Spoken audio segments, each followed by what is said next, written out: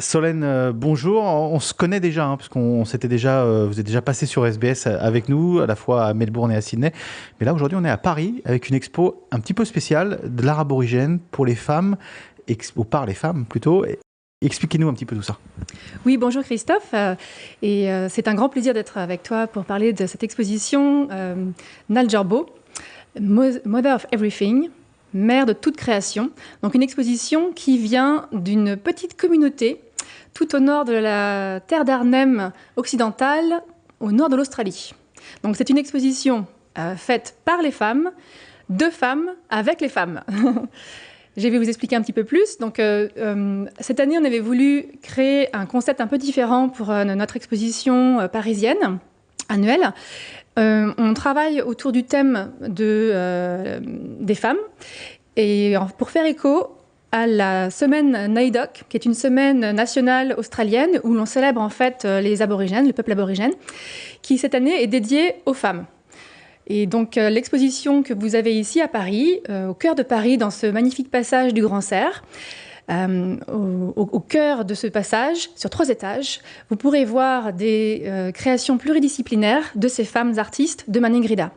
Vous avez à la fois des œuvres traditionnelles, plus conventionnelles, j'ai envie de dire, avec des peintures sur écorce, des troncs funéraires creux, des esprits mimi, et puis également des gravures. Et enfin, plus étonnant, et c'est là où on est vraiment très fiers de pouvoir vous montrer tout ça à Paris, ce sont des magnifiques tissus d'art, des sérigraphies sur lin, sur coton et sur soie, ainsi que des linogravures. Donc voilà, ça vous permet d'avoir vraiment une image de la création féminine à Maningrida dans toute sa splendeur. Et je vous invite donc à venir voir quand vous pourrez. L'exposition dure 3 mois. 3 mois.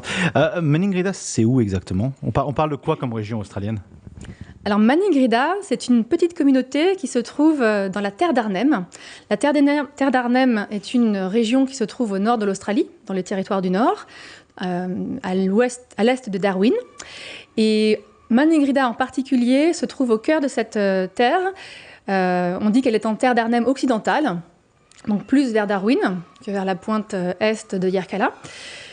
Et c'est une région qui est à la fois une région tropicale, avec des saisons très marquées, avec beaucoup d'eau et de marécages en saison des pluies, et très sèche évidemment, avec une terre très sèche, un environnement très sec en saison estivale. Et donc ça se retrouve en fait notamment dans les œuvres. Vous avez à la fois beaucoup d'œuvres en bois, donc parce qu'il y a de l'eau, donc il y a beaucoup de bois. Et bien sûr, les tonalités, la palette de couleurs se retrouve dans l'environnement naturel, dans tous les ocres, les pigments naturels qui sont récoltés autour de Maningrida pour être utilisés comme peinture sur les œuvres. Comment est reçu l'art aborigène, l'art australien, justement, ici, l'art premier australien, en France, si loin de ces terres? Oui, c'est toujours étonnant, mais il y a un grand amour, un grand intérêt des Français, de la France pour l'art aborigène. Ça fait assez longtemps que c'est comme ça et c'est de plus en plus chaque année. Il y a toujours un accueil très fort. Là, par exemple, l'exposition qui vient juste d'ouvrir, c'était hier soir, la cérémonie d'ouverture a été un peu magique. C'est-à-dire que les gens étaient heureux de pouvoir venir voir, à la fois rendre hommage à ces femmes artistes, voir ces œuvres étonnantes, comprendre un peu plus encore la culture aborigène, une des cultures aborigènes. Il y a vraiment un engouement toujours étonnant. C'est vrai, à chaque fois que je viens à Paris, je suis émerveillée de cet intérêt et de cette appréciation pour l'art aborigène. Alors, qu'est-ce qu'on peut voir exactement? Vous avez parlé un petit peu en détail, mais ça représente plusieurs mouvements. Il y a l'importance des centres d'art également dans tout ce qui est disposé ici. Oui, tout à fait. Alors là, les œuvres que vous avez dans l'exposition viennent toutes de centres d'art aborigènes officiels. Ce sont des coopératives d'artistes qui leur appartiennent, qui sont basées donc sur leur terre, à Maningrida en l'occurrence. Là, nous avons 2 centres d'art. Nous avons le centre d'art historique de Maningrida, Maningrida Arts and Culture. Et nous avons l'autre centre qui s'appelle Barbara Women's Center, le centre de femmes Barbara, qui est un peu plus récent, qui a été créé en 1989 et qui est un centre pour les femmes, qui est géré par les femmes, où les femmes et les artistes créent des tissus, que ce soit des linogravures ou des sérigraphies, avec deux techniques différentes.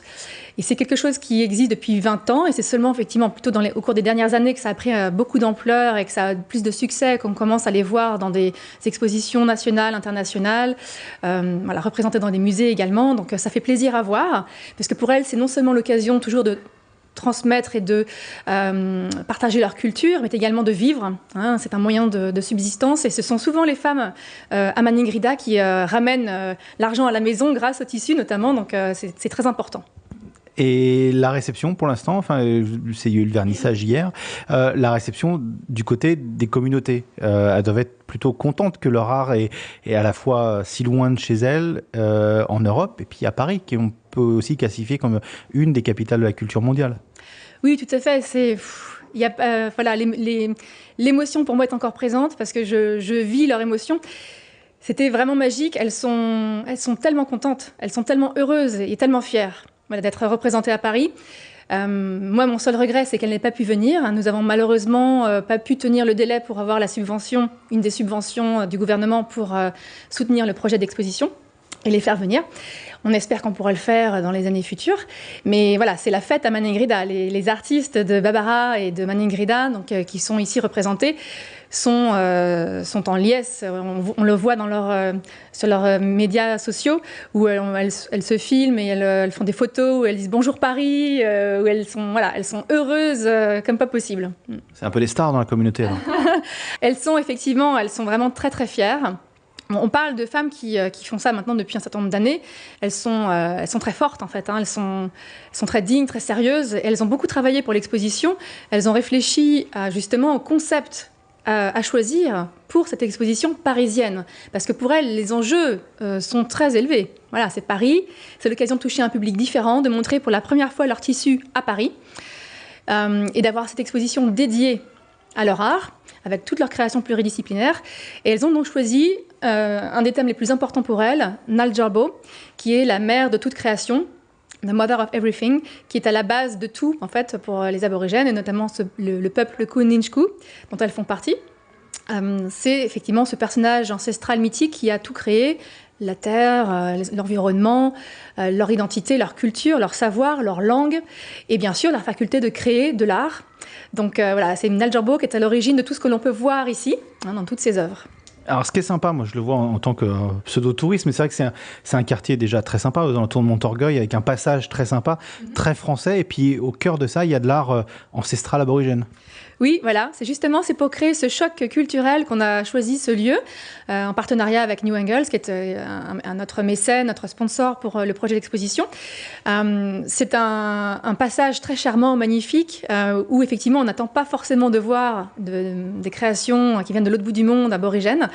Les gens s'arrêtent avec intérêt, justement, et nous on est ravis, puisque c'est un des objectifs, c'est de toucher un public plus large qu'un public de galerie, habitué à voir de l'art dans des white cubes, dans des carrés blancs, si je peux dire, des boîtes blanches.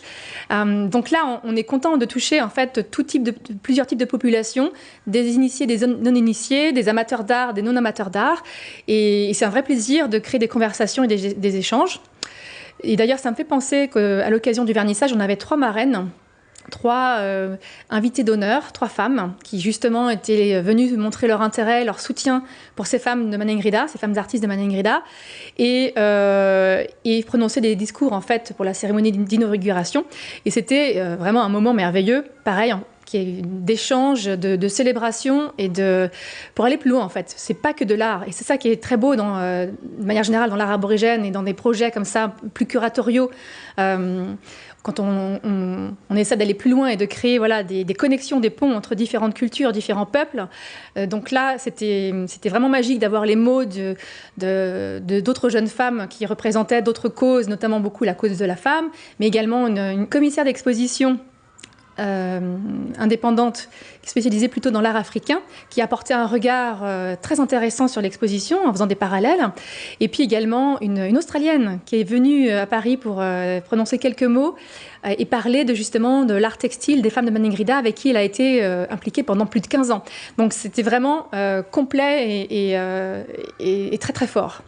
Un des rôles aussi de de ce que vous faites, c'est aussi de faire comprendre qu'il y a le vrai art aborigène et puis il y a d'autres arts aborigènes où il faut faire un petit peu attention. Ça fait aussi partie de la mission de ce que vous faites. Oui, tout à fait. C'est la mission d'IDAIA, donc, qui est une organisation qui est dédiée à la promotion et la diffusion de la création contemporaine aborigène, et notamment dans ses aspects, on va dire, curatoriaux et éthiques. C'est très important pour nous.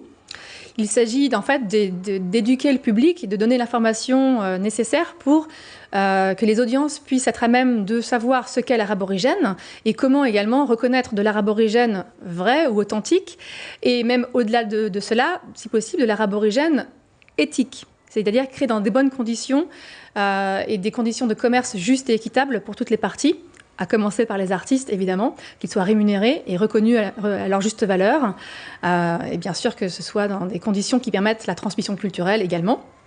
Donc pour cela, en fait, évidemment, il y a une des solutions reconnues comme étant la plus viable et la plus juste et la plus appréciée.